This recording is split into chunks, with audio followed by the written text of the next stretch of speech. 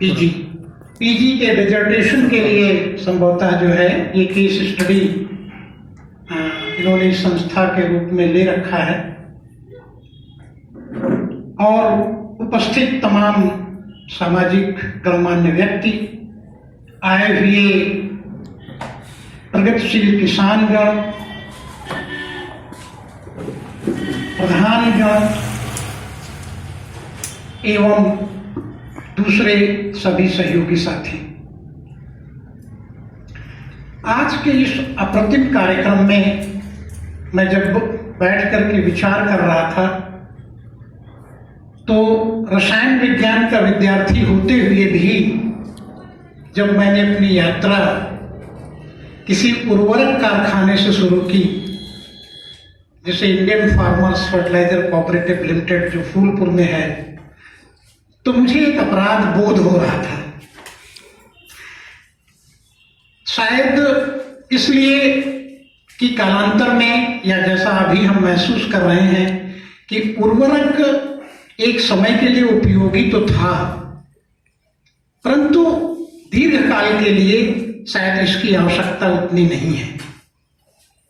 यहाँ पर जो 60 की उम्र धारण किए हुए श्रोता हैं या सम्मिलित जो भी सदस्य हैं, उनको इस बात का एहसास होगा कि गांव में जो खेती पहले हुआ करती थी उसमें उर्वरक का इस्तेमाल, उर्वरक जब मैं कहूँगा तो वो फर्टिलाइजर, आर्टिफिशियल जो केमिकल फर्टिलाइजर है, चाहे वो अमोनिया हो, यूरिया हो, डीएपी हो या जो है दूसरे फास्फोट और नाइट्रेट फर्टिलाइजर्स हों। हमारी अपनी आजादी के बाद जब देश में खाद्यान्न का अभाव हुआ तो आपको याद होगा कि अमेरिका से गेहूं आया करता था और बचपन में हम उसे कंट्रोल से प्राप्त करते थे और खाने में अच्छा नहीं हुआ करता, बिल्कुल पतला पतला सिकुड़ा सा लाल लाल गेहूं। उसके बाद से औद्योगिकीकरण का, इंडस्ट्रियलाइजेशन का युग शुरू हुआ। स्टार्ट तो यूरोप में पहले से हो गया था, हमारे देश में आजादी के बाद आया। रासायनिक उर्वरकों ने केवल इतना काम किया कि हमारी बढ़ती हुई आबादी का पेट भरा। जहां भूखमरी और अकाल की स्थिति थी वो समाप्त हुई, लेकिन धीरे धीरे जैसे जैसे शिक्षा, विशेषकर चिकित्सीय शिक्षा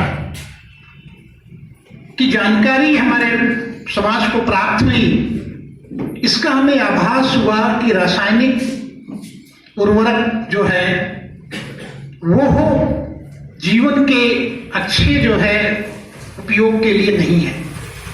ये स्वास्थ्य के दृष्टिकोण से ठीक नहीं है।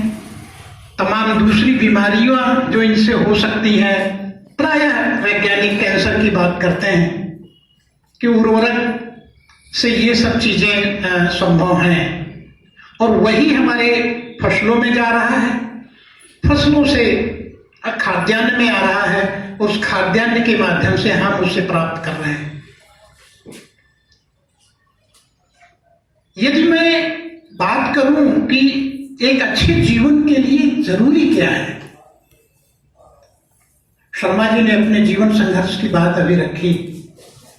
जब ठीक है, आज इस देश की स्थिति ऐसी नहीं है कि हम भूखों मरे, अच्छी शिक्षा के लिए पैसे चाहिए, अच्छे रहन सहन के लिए पैसे चाहिए, लेकिन लाइवलीहुड जो जीविका है हमारी, जिंदा रहने की जो जरूरतें हैं, उसका अभाव अब धीरे धीरे जो है वो कम होता जा रहा है।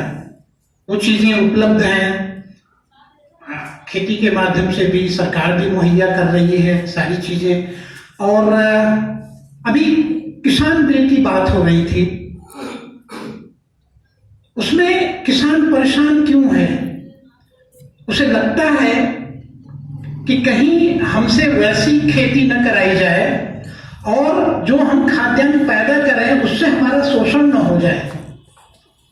यानी जो मूल्य हम अभी अर्जित कर रहे हैं अपने खाद्यान्न से, वो कहने को तो एमएसपी रहेगा, लेकिन हमें एमएसपी मिलेगा भी या नहीं इसकी कोई गारंटी सरकार देना नहीं चाहती।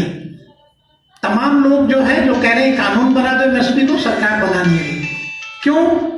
क्योंकि एक मुहिम चल रही है इस देश में। मैं जरूर थोड़ी सी वास्तविकता की स्थिति को रखूंगा, लेकिन मैं फिर पुनः आज के इस कार्यक्रम के मूल उद्देश्य पर आ जाऊंगा।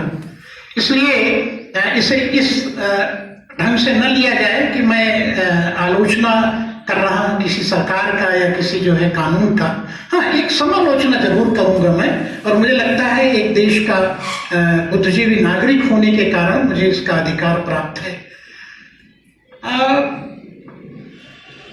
कॉन्ट्रैक्ट फार्मिंग की जब बात आ रही थी तो उसको अगर हम समझने की कोशिश करें तो जैसा हो सकता है ये अडानी अंबानी की जब बात आती है बीच में, तमाम उनके जो है शैलोज जो भंडार गृह बन रहे हैं या बनाए गए हैं, उनमें क्या जाएगा? यही जो उत्पादन आप लोग करेंगे, हमारे किसान करेंगे, वही तो वहां जाएगा। और अगर वो स्थितियां ऐसी रही, एमएसपी कानून नहीं हुआ, तो वो कम पैसे में जाएगा वहां, और परिस्थितियां ऐसी होंगी कि आप मजबूर होंगे।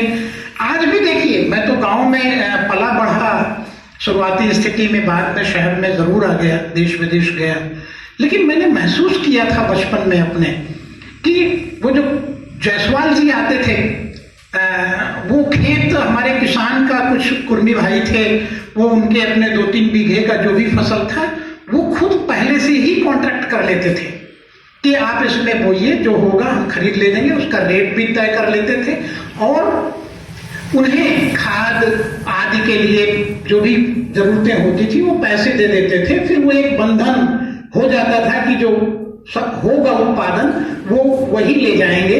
ये मैंने महसूस किया है, नजदीक से देखा है।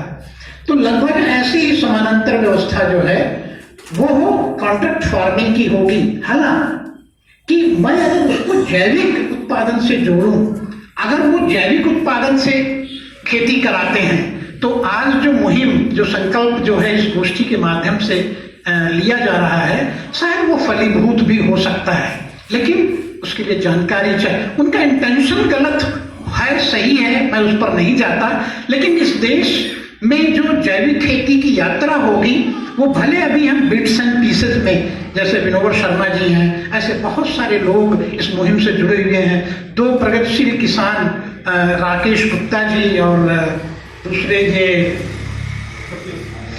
सतीश मौर्य जी, इन्होंने बहुत अच्छे बातें कही कि, बल्कि राकेश जी की बात मुझे जो अपील की, हालांकि बात कुछ वक्ताओं ने उससे जो है अलग बात की, उनका एक क्लेम था कि जैविक खेती को अगर कुछ वर्षों तक आप निरंतर जारी रखते हैं तो उनका दावा ये था कि इसका उत्पादन किसी भी रासायनिक उर्वरक से कम नहीं होगा, ज्यादा होगा। अभी तो उन्होंने बिहार का और उदाहरण भी दिया।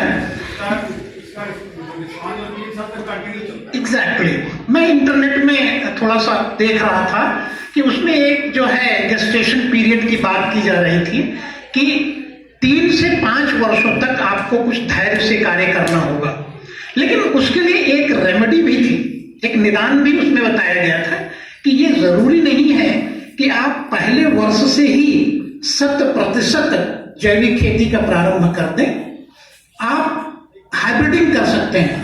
कहने का अर्थ है कि 30% आप जो है रासायनिक खाद का प्रयोग करें और 70% जो है वो जैविक खादों का प्रयोग करें, तो आपका उत्पादन बहुत कंसिडरेबली कम नहीं होगा, उत्पादन रहे। फिर धीरे धीरे आप जो है 3 से 5 वर्षों में आप पूरी तरह जैविक खाद पर और उस विधा पर आप स्विच ओवर कर लें, उधर चले जाएं।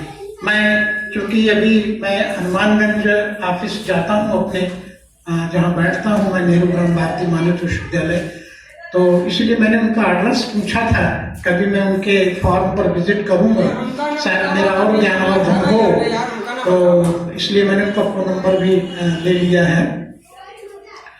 अब मैं थोड़ा सा इस पर प्रकाश डालना चाहूंगा कि जब हम थोड़ा समर्थ हो जाते हैं, रोटी कपड़ा मकान जैसी चीजें हमारे पास आ जाती हैं, तो हम जीवन जीते किस लिए हैं?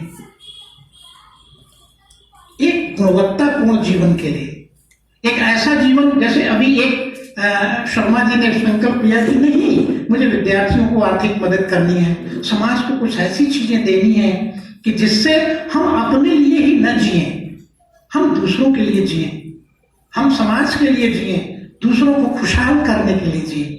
इस तरह की जो भावनाएं हैं, मुझे लगता है कि इससे ही हमारा देश पहचाना जाता है और भारत इसीलिए जो है वो एक संवेदनशील और जो जीवन से जुड़ी हुई ऐसी चीजें जो सबके कल्याण के लिए, उसमें तो कीड़ा पड़ता है, उनके लिए जो है जाना जाता है। मैं अपनी बात पर पुनः लौटता हूं। किसी भी फसल को पैदा करने के लिए, बीच में कुछ इंगित किया गया था इसके बारे में, वायु, जल और भूमि की आवश्यकता है, और इन तीनों की गुणवत्ता से ही हमारी फसलें जैविक संभव हैं। वायु में चूंकि हम खेती शहरों में तो नहीं करते, कल कारखानों से भी दूर रहता है, इसलिए वायु का असर जो है फसलों पर कम है। पानी भी चूंकि जमीन के नीचे है, उसका शोधन होकर के ही मिलता है, चाहे वो पंपिंग सेट से मिले या नहर के पानी से, वो ठीक। मुख्य रूप से जो जैविक खेती का आधार है वो भूमि की ही गुणवत्ता है, यानी जो हमारा सॉइल है उसी की गुणवत्ता पर है।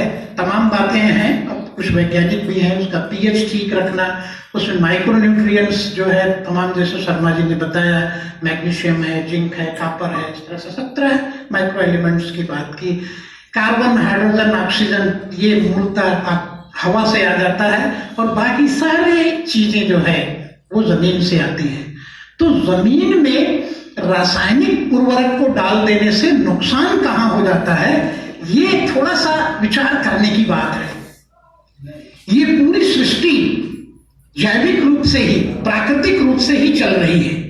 हम जब उसमें छेड़छाड़ करते हैं रासायनिक उर्वरक डाल करके, तो टेम्परेरी हम कोई लाभ तो ले सकते हैं, लेकिन लॉन्ग रन में वो सस्टेनेबल, कहने का मतलब एक लंबे दौर तक चलने वाली चीजें नहीं होती, और उससे फिर नुकसान ही होगा।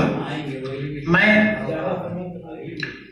हाँ, ज्यादा समय तक वो चीजें चलने वाली नहीं है, चाहे हमारे स्वास्थ्य को लेकर के हो और चाहे इकोनॉमी को लेकर के भी हो, वो बात भी अपनी जगह है।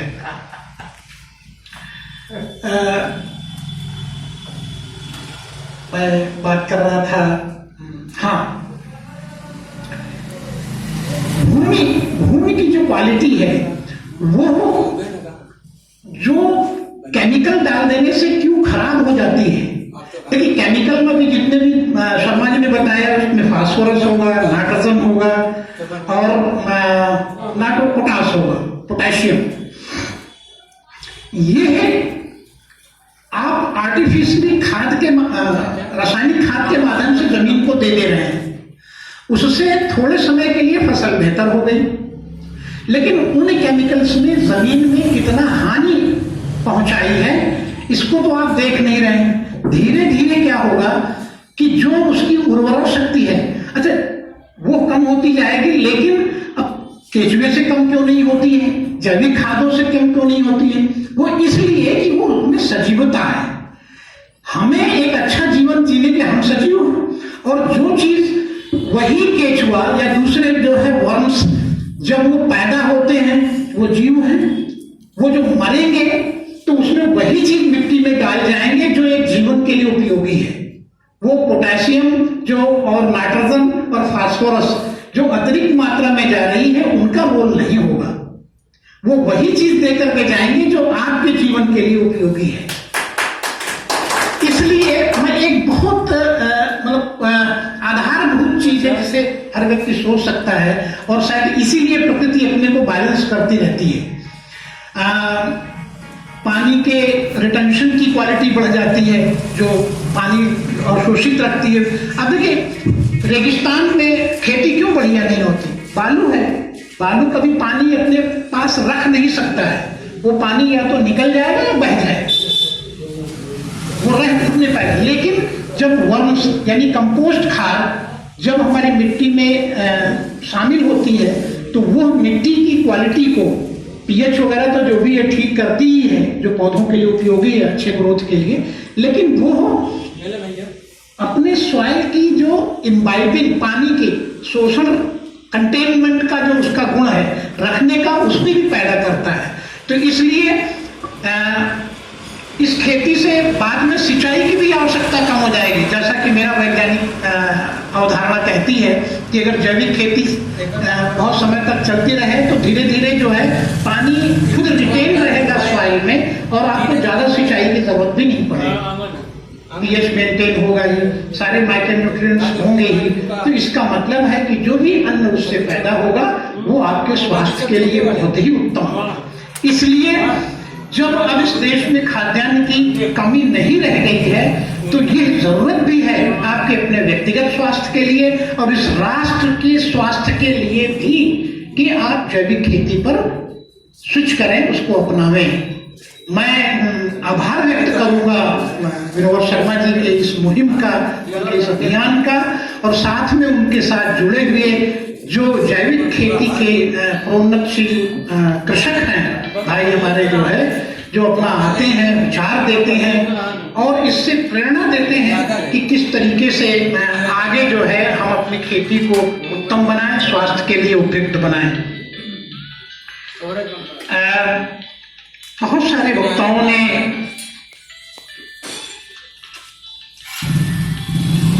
अपनी बात यहाँ रखी।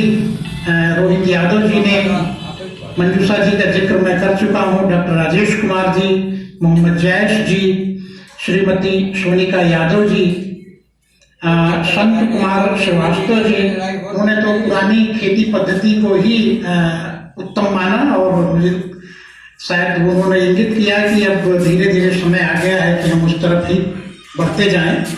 मनोज चौधरी जी हैं,